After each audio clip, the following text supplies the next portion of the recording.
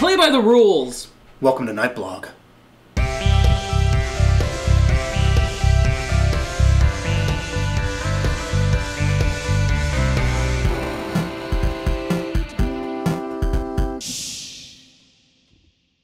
Tonight on Nightblog is just going to be a little more intimate episode. We're going to share some memories with you guys so you get to know us a little bit more.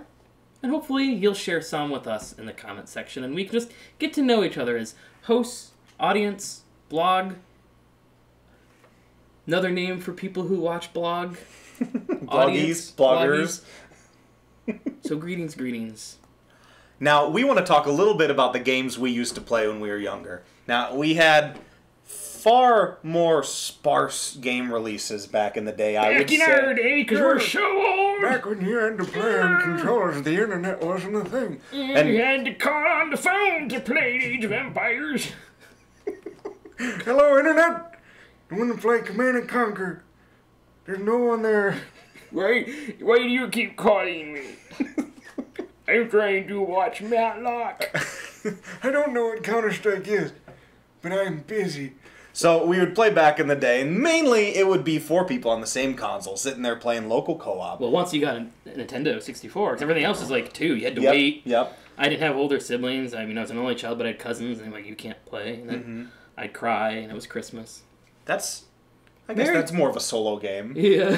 Christmas? It could be co-op. Crying? Christmas? I hope Christmas is more cooperative, but crying is more of a solo game. Anyway, so games we played growing up. Games we played growing up. Puberty. So, mainly on the N64 era, we played games together, and we would all sit on the same couch, look at each other's screens. You're being annoying. You don't like each other, and at the end, you're best friends, you know? And sounds about right. After a while, they got a little stale, because we didn't have as many games coming out, so you had to live with the same one and let it simmer for a long time. So we decided to start making our own versions of these multiplayer games that would kind of stretch its boundaries. Yeah, we did that too. Me and my friends, my cousins growing up, did that. Like, for example, we took Super Smash Brothers, which is a fun game all by itself immediately. But you didn't have 50 characters, you had like 10. Yeah. And I mean, Kirby was in there, so what we would do, one of us would be Kirby, and the other two or three, had to have at least 3 people playing. So the other 2 or 3 people would be the other characters.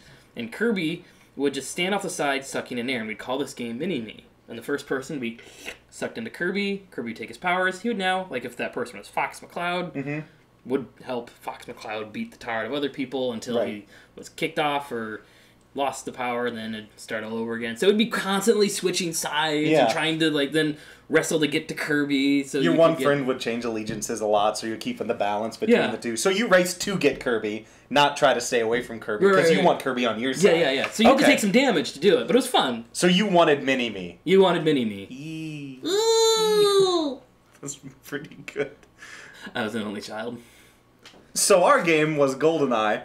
And, you know, GoldenEye had a lot of fun. Same as Smash Bros. Like, almost endless fun. Oh, indeed. But we played it a lot. I mean, to the point where you had to kind of come up with things to do that were more fun. But even though they had... Oh, go ahead, sorry. Like nowadays, you just play like the game, and like 2 months later, there's another one out. Exactly. I've been playing that for years after release. And so you do, you know, paintball mode, man with the golden gun, you do slaps only. You said you dance, right? Yeah, How do you dance? Well, if you take your GoldenEye character in the Nintendo 64 version and then aim him all the way down, and then they don't have the C stick or the other analog stick for camera. It's 4 buttons. Genius. And if you smash the C left and C right over and over again, your character would just, whatever that dominant hand was on the ground, would be up high and then down low, and so he'd just do like this spastic dance this Parkinsonian disco. It really looked more like he was having an epileptic seizure than anything, but it was fun. But if you just go...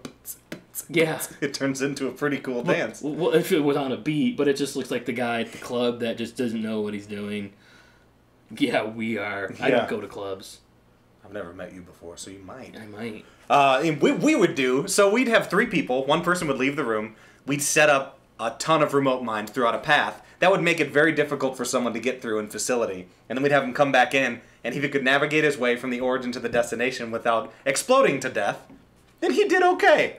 You'd win. Yeah. So we played Kat. Minesweeper is what we called it on GoldenEye. And that would keep it kind of fresh for us. Another thing that we used to do back in the day is we would play things called mods, which I know are a lot more popular nowadays with Skyrim and other things like that, where there's almost endless mods. not only to give you different ways to play, but to improve graphics, to give you different models, like Left 4 Dead. You know, you play as the Halo guys. They have a full mod for that. But back in the day, we had, you know, a few. There were a couple mods, and on, like, Half-Life and Counter-Strike, I'd say were the most modded games of our time. Yeah, I mean, Counter-Strike, wasn't that a mod of Half-Life? Correct, yeah. Yes. Uh-huh. I have knowledge. Knowledge! I remember we would play Team Fortress Classic. Knowledge! Before Team Fortress 2. Mm-hmm. And one of the things, like, they'd have the normal game modes, but one game mode was Hunted, where there was 3 teams. One person was a president, one person was his bodyguard, the other person was the assassins, or team, and then you had to get the one president to the end slate without getting killed. Correct. But then somebody took that and made another mod of that map with one team, just all presidents, in a bunker that had like a ramp? A ramp that shot them out, and the other team was on the ledge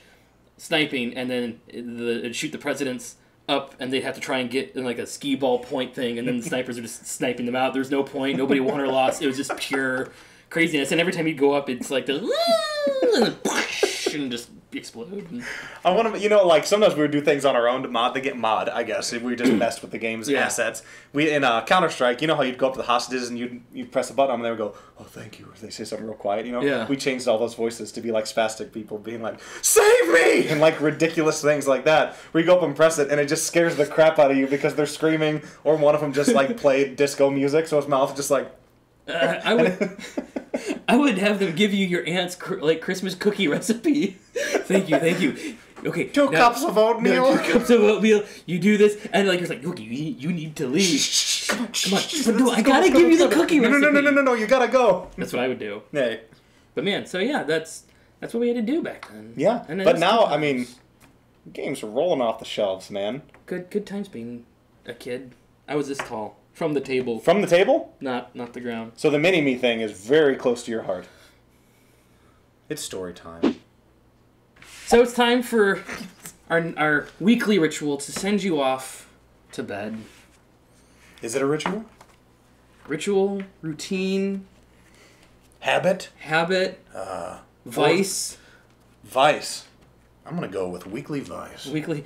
This is something that you shouldn't do. Then it's like your 12-pack a day habit. Well, this is perfectly in order. There we go.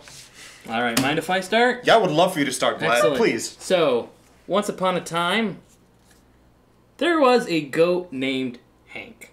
Hank was a happy goat. He was named Hank. Most goats aren't named Hank. They're just named, hey you, goat. And most goats don't like propane as much as Hank. I'm just throwing that out there. Hank loves propane accessories. And where did Hank live? Well, you tell us. In the Taiwanese forced labor ship. He was their pet. So thankfully, he didn't have to do the forced labor. I think I misspelled labor. Or spelled it the British way. If people in America might think so. Yeah. I'm going to go ahead and say that the majority of stories that we tell, I feel very bad for the hero, at least at the start. Yeah. At least at the start. But he's the pet this time. That's true. He's a pet, but he's also a hero. So this heroic goat named Hank has some sort of power or some sort of influence over people on this Taiwanese forced labor ship. Yep, they love him. But we know that he's not the villain because the villain is the boy with no butt. I'd probably start a Taiwanese forced labor ship if I didn't have a butt. And so he's been working on the Taiwanese forced labor ship. Working his butt off. Literally worked his butt off. And so he's just mean. He's nasty. And why is he nasty?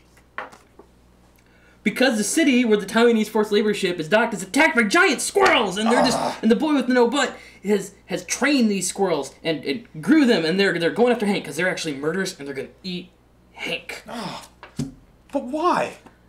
But fortunately, Tom Cruise arrives, and we know Tom Cruise will do anything. The man is fearless, so he starts fighting the giant squirrels and fighting the boy with no butt to save the goat named Hank. And he hops on Hank's back, and he rides forward, and he finds out that... Because Hank is also very valiant, that he became a Scientologist. That's amazing! And all was well. Hank the Scientologist. Getting rid of your thetans. Hey, Share information with everyone so you We're not bullies. That whole thing about the fat people. I didn't see that yet. Did you? No. You did? No. How was it? Great.